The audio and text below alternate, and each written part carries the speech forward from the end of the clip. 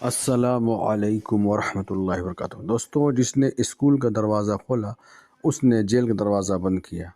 ہمارے آقا نبی کریم صلی اللہ علیہ وسلم کے اوپر جو پہلی وحی نازل ہوئی وہ اقرأ بسم ربک الذی نازل ہوئی، اور ہم لوگ کتنے برے انسان ہیں کہ ہم لوگ قرآن کو نہیں پڑھتے اور دینی شکشائیں نہیں لیتے۔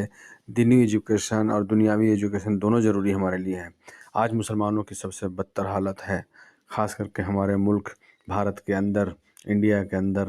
ہم مسلمان کتنے پولیٹیکلی اور سوشلی اور اکنامکلی اور جتنا بھی آرتھک تنگی، راجنیتک یہ اور دھارمک روپ سے سب سے ہم لوگ بیکار ہو گئے ہیں۔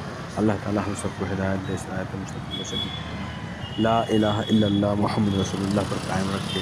اللہ تعالیٰ ہم سب کو ایک اور نیک بنائے۔ اللہ تعالیٰ ہم سب کو ہدایت اور سمجھ عطا کرے۔